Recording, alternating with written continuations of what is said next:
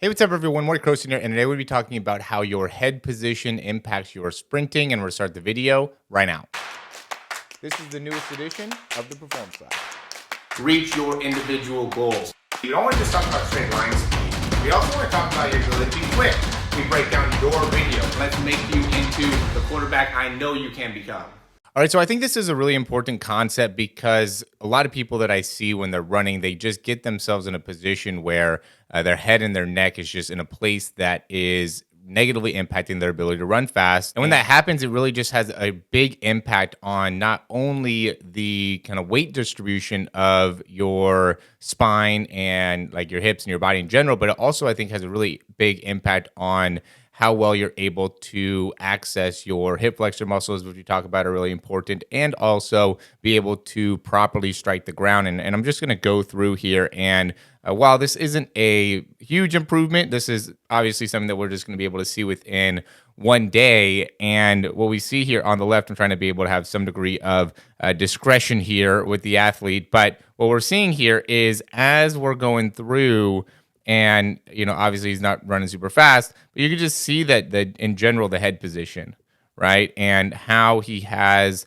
the head kind of tilted up here. Once you get your head in a position where your like chin is up or your head is up in general, now you're going to end up really put yourself in a position where your core is not in a good stable spot. And once that core, and you can see here when we're going through and I'm trying to cue him to be able to put the head in a good position, he has a hard time really just even understanding where that would be, right? And being able to keep the head back and just being in a neutral position in the spine. But we can see here, this is a lot more of a neutral spine, which is going to be beneficial when it comes to being able to create proper leg drive and get proper height within the legs and get the knees up to a good position. And a lot of that comes from the pelvis. We could see, this is a very similar position in the sprinting, but here we're in a lot more of a neutral pelvis position, which is going to allow the athlete to be able to have more access to the hip flexors. So once we see the pelvis start to get in more of this position, what ends up typically being more of the gait or how the legs end up flowing, it's going to be more at an angle like this, right? And or how we see the feet move. It's going to be more of like a high back mechanics and really not too much front side mechanics in general. Now, when we look to see on the right, we see again, much more neutral pelvis. And so the running mechanics, again, this is going to be within one day, so we're not going to see, a crazy amount of change when it comes to overall speed, but we can see the beginnings of what's going to be a much more effective and efficient gait because of just simply changing and being more aware of the head position first, right? And then utilizing that to then be able to more effectively get our pelvis in a position that's going to be closer to a neutral pelvis position. First thing that we talked about was being able to stabilize the head, make it so the head and the chin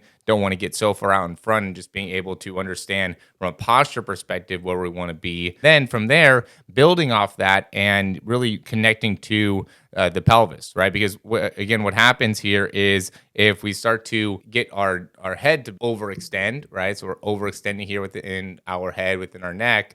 Now, what my natural response is going to be, okay, is going to be to really almost want to pop out my chest, right? So I go here, and now I'm going to want to really pop out my chest more. And then once that happens, now in order to better stabilize, I'm going to have to really arch within my pelvis, okay? And so when you're running, okay, and we see this a lot where people are running and they'll go and allow their chin to get away from their body, right? Or they'll pop up with their head as they're running. While that might not seem like a big problem when it comes to just if you look at the body in one joint and one part of your body, then you can make an argument that it's not.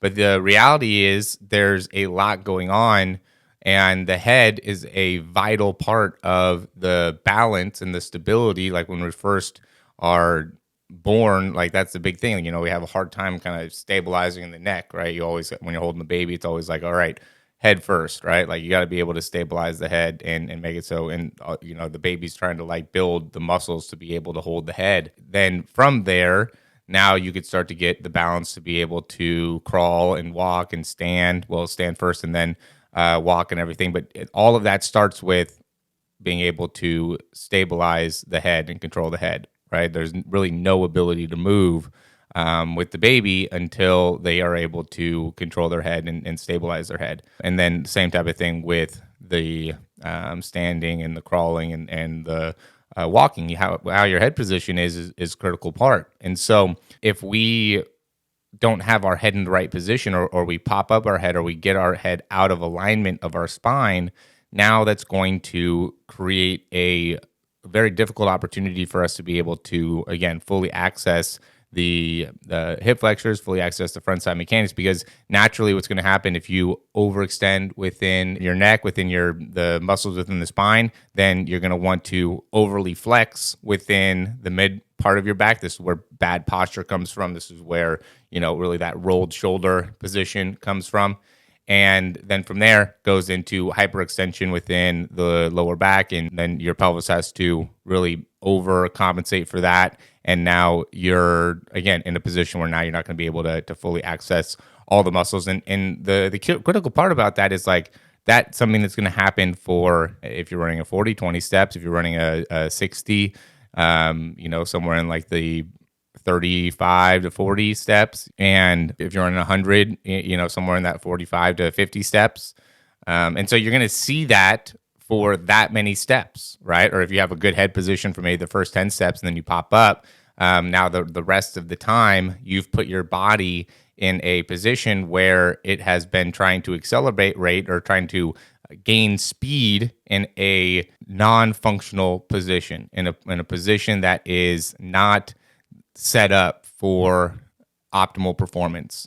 And meanwhile, you're trying to, race guys or have a great time, or even when you're playing sports, if you don't have the right mechanics or understand the proper positioning with the head in the head, it's just going to have a huge impact on your balance and your ability to accelerate and ability to get to top speed. So, I think it's a really important thing here, and I don't think it's necessarily talked about enough. I probably don't talk about it enough, but it is something that I'm definitely cueing and talking to people about. And I think just being able to really simplify it into, just having your head back, right?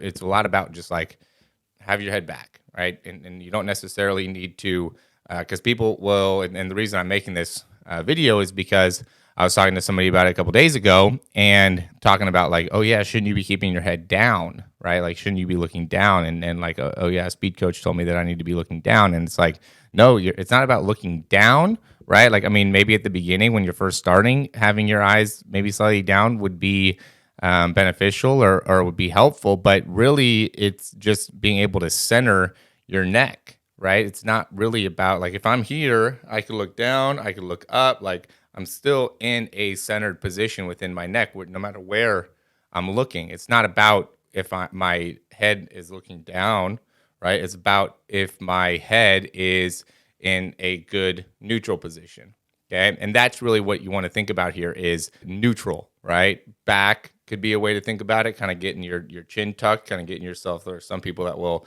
if you overdo it, you're going to have like that kind of second chin going on here. You don't need to do that, but that's kind of the action. And people that don't have the ability to access that are really weak within those deep internal neck muscles, which connect to the deep internal muscles in the core, or the lower core, within the spine, within the pelvis. And when you're over reliant on, again, the extensor muscles, those deep extensor muscles, or the extensor muscles in the back, then those also have a correlation to the lumbar spine and connect with the lumbar spine. And so that's why when you see hyperextension too within the back, a lot of times you also see hyperextension within the neck.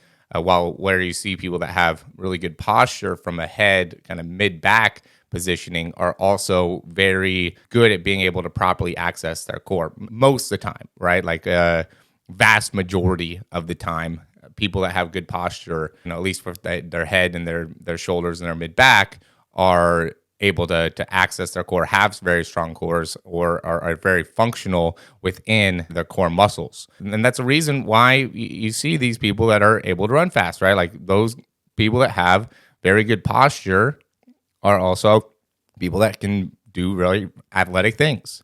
Okay, so I don't think it's a quick coincidence. I think it's something that you want to be able to consider when you're training, and something that I think is really important, especially if you want to get into the specifics of what are the key functionalities for me to be able to run fast. And I think this is just another one of those videos to help you be able to improve and make it so you can take your sprinting to the next level. So as always, guys, if you like the information, click that thumbs up down below, subscribe to the channel. If you have any questions, comments, or recommendations, you can leave those down below.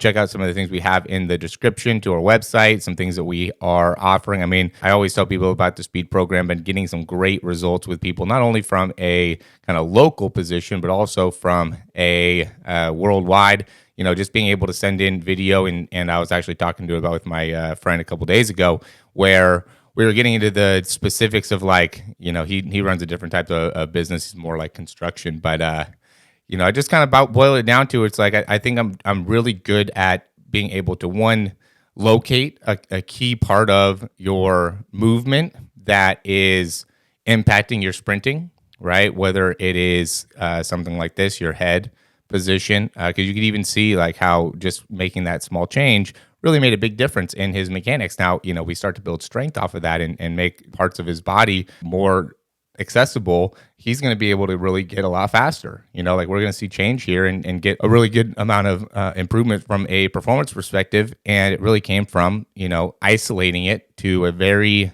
simple concept that is clearly communicated, effectively communicated, and then execute some of the best drills and best exercises to be able to really build that strength and that range of motion, and from there see really good results. What differentiates me is being able to, again, just like isolate that particular thing. Most people, it's not like you need 5 or 6 things that need to improve when it comes to your technique. It's like, if you could just really understand this one thing, right? This one part of your running, you're going to get a lot better. You know, you're going to see a lot better results. This one part is really slowing you down. And I think I do that really, really well. And I think that's why, you know, both from a in-person as well as from an online perspective, we've been able to start seeing some really good results from people that are doing our programs, and people that are, you know, really consistently putting in the work and wanting to get better themselves, right? Part of it is going to be, yeah, you need a coach. You need somebody to be able to really isolate what it is you need to improve.